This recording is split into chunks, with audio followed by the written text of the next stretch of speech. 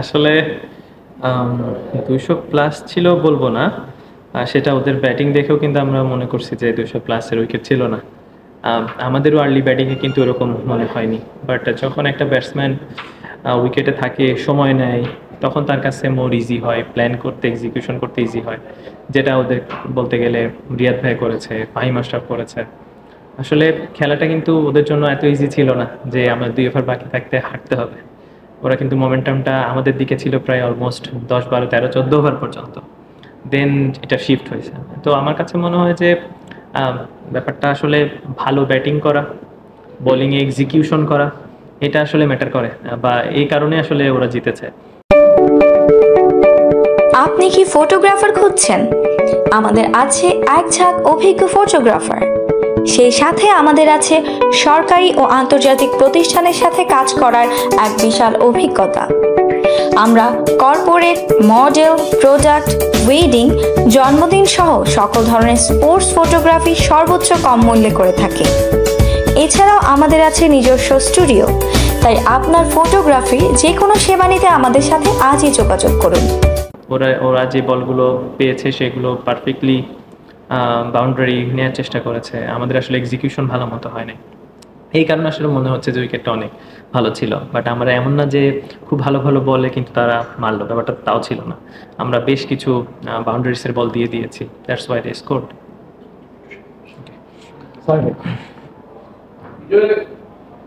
যখন রানটা হয়ে গেল ইনিংসের ক্ষেত্রে, এরপরে কি আপনার কাছে বা যখন ওদের 5টা উইকেট নিয়ে নিলেন, তখন কি একটু মনে হচ্ছিল যে মানে আওয়ার গেম, মানে তখন কি একটা একটু শিথিল্য চলে আসছিল কিনা, মানে না, আসলে তা না। অবশ্যই টি-20 খেলা, মোমেন্টামের খেলা, যে কোনো সময় যে কোনো টিম নিয়ে যেতে পারে, শিফট হতেই পারে।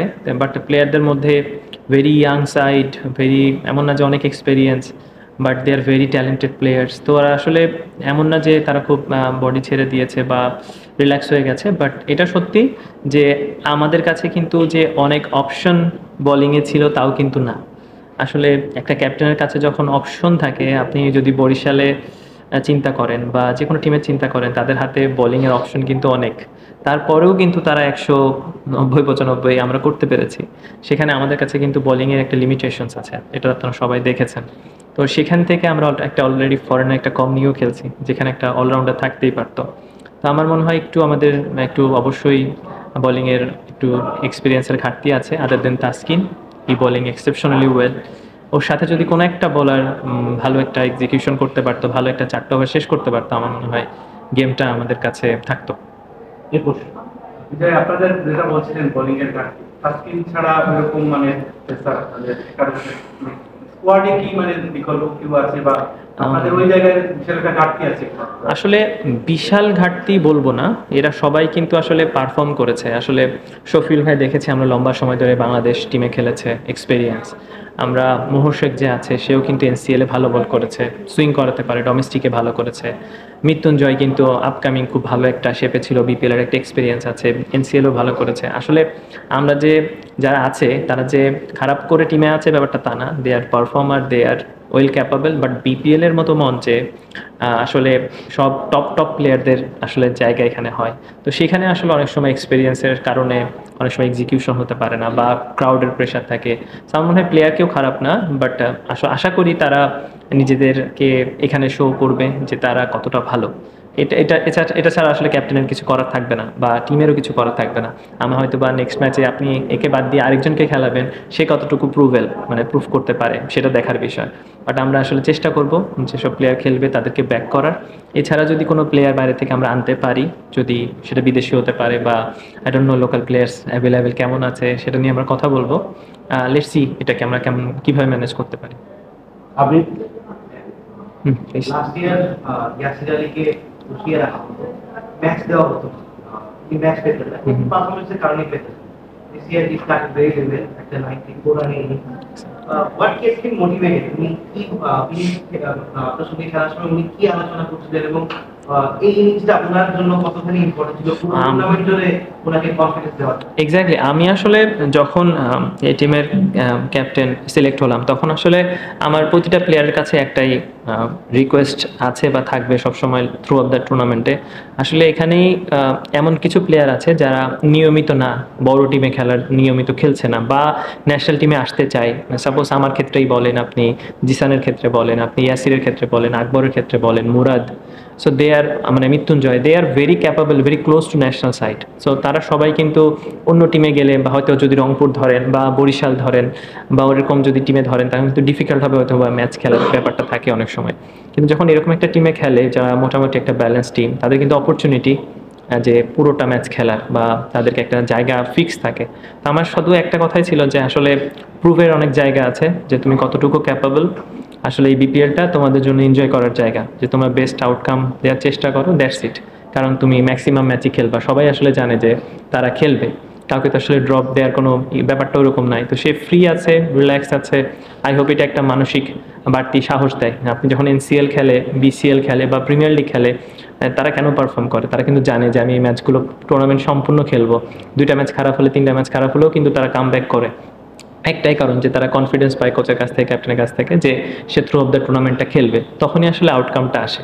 তা আমার মনে হয় ইয়াসির আপ্পি একটা ভালো জায়গা পেয়েছে, 4 নম্বরে ব্যাটিং করবে।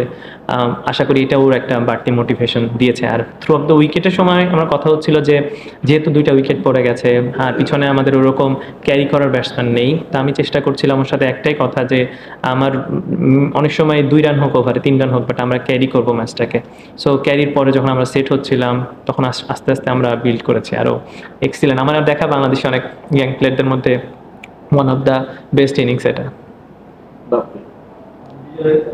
একটু ম্যাচটা নিয়ে আপনি বলছেন, আপনারা যদি হেরেছেন তারপরেও অনেক রান করেছে, আপনারাও রান করছেন, তারা রান করছে, অনেকদিন ধরেই বিপিএলে এমন ম্যাচ বা রানের চাওয়া ছিল আর কি। হ্যাঁ, এবার প্রথম ম্যাচেই মানে রান দেখা গেল, এটা কেমন আছে? এটা দারুণ ব্যাপার। আসলে ক্রাউড তো এরকম একটা মুহূর্ত আশা করে, সেটার জন্য আসলে আমরা মনে করি যে 2টা টিমকেই ধন্যবাদ জানাতে হয় যে তারা প্রথম ম্যাচ হিসাবে দারুণ একটা শুরু করেছে। বিশেষ করে উইনিং টিম তো উইনিং লুজিং টিমই তো থাকবে আসলে 2টা টিমের মধ্যে, তো সেটা আমরা হয়েছি একটা লুজিং টিম, তারা উইন, বাট আমি মনে করি ক্রাউডরা অনেক এনজয় করেছে।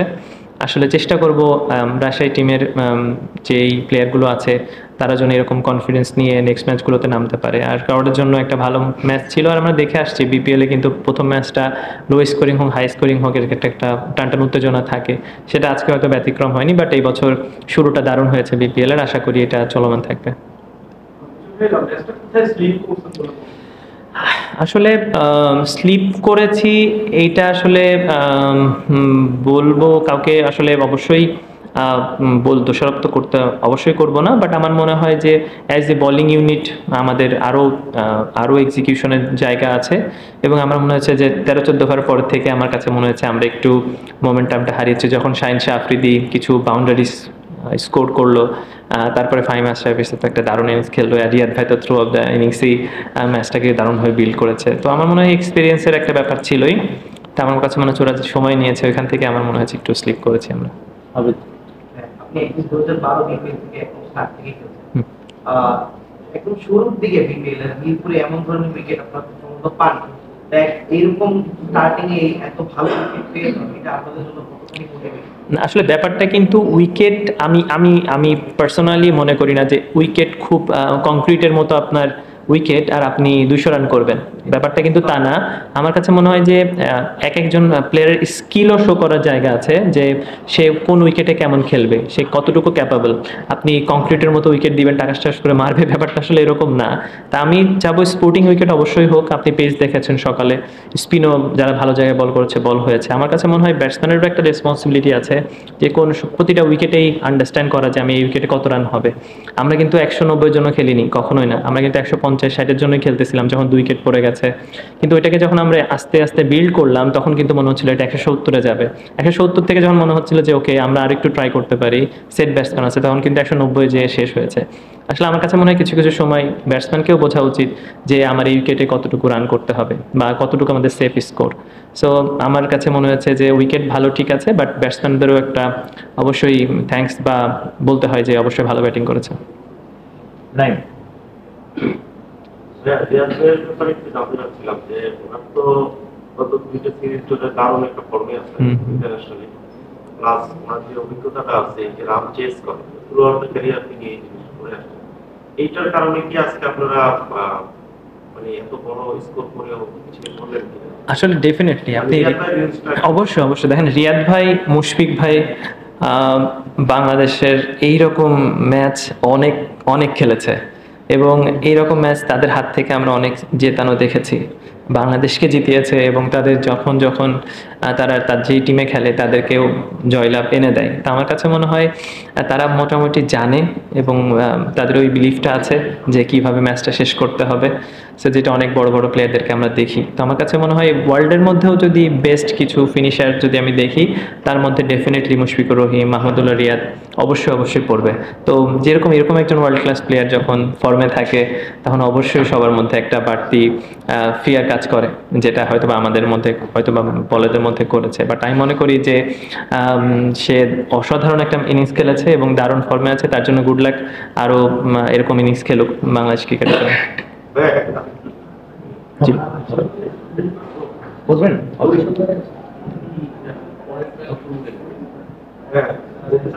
এই যে বাংলাদেশ টিমে যখন ইন্টারন্যাশনাল ম্যাচ খেলে আর কি, তখন বলা হয় যে বড় রানগুলো তারা করার যে অভ্যাসটা এই জিনিসটা হয়। আজকে যে যাত্রায় যারা যেরকম ইয়ে করে বাংলাদেশ প্লেয়াররা বা আপনারা যারা আছেন কি লিখতে চান? আসলে বড় রান তারা করা হয় না, এটা রেসপন্সিবিলিটি তো ব্যাটসম্যানের, তো এটা তো রেসপন্সিবিলিটি আমাদের যে আমরা কিভাবে শিখছি, আমরা কিভাবে এটাকে নিচ্ছি। তো আমার কাছে মনে হয় না পারে না পারবে না, ব্যাপারটা এরকম না। আমার কাছে মনে হয় তাদের শেখা উচিত বা আমাদের তাড়াতাড়ি শেখা উচিত যে আমরা কিভাবে এটাকে বড় রান করব। অবশ্যই রেসপন্সিবিলিটি আমাদেরকে নিতে হবে এবং তাদের মাধ্যমে দেখে দেখে শিখতে হবে, তাদের সাথে কথা বলে হোক, মাঠে দেখে হোক বা নিজে ট্রাই করে হোক। যখন আমাদের কাছে অপরচুনিটি আসবে আমাদের চেষ্টা করা যে এই ম্যাচগুলোকে আমরা কিভাবে শেষ করতে পারি। Last question. আচ্ছা, আপনি বলছিলেন যে 150-60 টার্গেটে শুরু করেছেন, সো 200 রানের মতো এখন সেফ না দেখলেন, তো এই পরবর্তী ম্যাচগুলোতে এটা কি আপনাদের উপর প্রেশার হবে কিনা যে 200 রানের বেশি, তো যেহেতু 200 রানের মতো সেফ হচ্ছে না, নাকি আপনি পরবর্তীতে এই রানটিকেই আবার না, 10 ওভারে কিন্তু রান ওদের ছিল মানে 77 সামথিং লাইক 70-এর অ্যারাউন্ড এরকম বা এরকম সামথিং লাইক দ্যাট বা 70-80। তখনও কিন্তু গেম আমাদের হাতেই ছিল। তখন কিন্তু যদি আমাদের রান টার্গেট থাকতো ওদের 160 রান, তখন কিন্তু গেম সিনারিও এরকমভাবেই চলতো, খেলাটা কিন্তু এভাবে লাস্টের দিকেই শেষ হতো। এমন না যে তারা 15 ওভারে খেলা শেষ করে দিত, যদি 160 রান টার্গেট হতো তারা কিন্তু ওই 18-19 ওভার পর্যন্তই যেত। তো আমার কাছে মনে হয় যখন যেটা স্কোর বোর্ডে থাকে ব্যাটসম্যানরা ওইভাবেই ট্রাই করে খেলার। বাট আমাদের যেহেতু উইকেট পড়ে গেছে এবং আমি টপ অর্ডারে খেলি বাট ইয়াসির মিডল অর্ডারে খেলে, তা আমাদের গেমটা ওইভাবে চেষ্টা করেছি। বাট সেম ক্ষেত্রে কিন্তু ওদের যেহেতু 5টা উইকেট পড়ে গিয়েছিল, সেখানে কিন্তু আমাদের চান্স সবসময় ছিল যে 1-2 উইকেট পড়লে রিয়াদ ভাই আউট হয়ে গেলে হয়তো বা মোহাম্মদ নবী ব্যাটিংয়ে আসতো, আমাদের হয়তো কিছু না কিছু অপরচুনিটি থাকতো, যেখানে তাসকিনের সাথে যদি আরেকটা বলার জাস্ট 20টা রান কম দিত বা 10টা রান কম দিত বা এক ওভারে একটা 3টা 6 বা 2টা একটা 6-এর জায়গায় যদি 2টা 6 কম হতো, তাহলে কিন্তু আমরা লাস্ট পর্যন্ত এটাকে একটা মোমেন্টামকে নিয়ে যেতে পারতাম। আমার মনে হয় যে বোলিং ইউনিট আমাদের আরেকটু চিন্তা করা উচিত। আর আমি মনে করি ব্যাটিংটা 190 হয়েছে, এর মানে না রাজশাহী টিম প্রতিদিন 190 করবে। অনেক সময় 140-এর খেলা হবে, অনেক সময় 60-এর খেলা হবে, এক সময় 200-এর খেলা হবে। সেই যেটাও হবে সেই অনুযায়ী আমরা ট্রাই করবো খেলার, সেই অনুযায়ী ট্রাই করবো আমাদের বলারকে বলার জন্য এক্সিকিউট করতে পারে। ভাই, একটা মিডিয়ায় একটা রিপোর্ট এসেছে যে বিপিএল এর যে 7 দল তারা কেউই কোনো ক্রিকেটারের পারিশ্রমিক আসলে পরিশোধ করে। এই ব্যাপারে আপনি একটু জানাবেন যে আপনারা পারিশ্রমিক পেয়েছেন কিনা? না না না না, আসলে আমরা এখনো পাইনি, কেউই পাই নাই। বাট আমার মনে হয় যে শুরু হয়েছে বিপিএলটা, আমরা আসলে কোনো প্রশ্ন বা কোনো কমপ্লিকেশন না তুলি প্লেয়াররা, আমরাও চাই না। আসলে বিপিএলটা সব ওয়ার্ল্ড ক্রিকেটে সবাই দেখে, এরকম কোনো নিউজ না আসুক আমাদের কাছে বা আমরা দেখতে হয় ওয়ার্ল্ড ক্রিকেটে এভাবে নিউজ আসতেছে কোনো পারিশ্রমিক হচ্ছে না, বা আমরা পজিটিভ ওয়েতে চিন্তা করি। অবশ্যই একটা গোছালো পরিবেশ তৈরি হবে। আমাদের কিন্তু অনেক ড্রেসও আসছে অনেক দেরিতে, অনেকের গিয়ার্স আসছে অনেক দেরিতে। সো বিপিএলটাকে আমরা সবাইকে পজিটিভ ওয়েতে নিতে চাই। অবশ্যই মালিকরা না দিয়ে তো যাবে না, বা বিপিএল এর যারা বিসিবি আছে তারাও তো আসলে এটাকে অর্গানাইজ করবে। তো আমরা অবশ্যই পজিটিভ ওয়েতে নিচ্ছি যে হ্যাঁ, সময় সাপেক্ষের কারণে হয়তো বা বিলম্ব হয়েছে, আশা করি তারা প্রপার ওয়েতে অর্গানাইজ করবে। যাওয়ার কিন্তু লজিক আছে, প্রতি সিজনে না দিয়ে যাওয়ার কিন্তু লজিক পাওয়া যায়। ওকে, না দিয়ে যাবে যাবে বিসিবি আছে, সেটা বিসিবি আসলে অর্গানাইজ করবে ইনশাআল্লাহ। ঠিক আছে, থ্যাংক ইউ।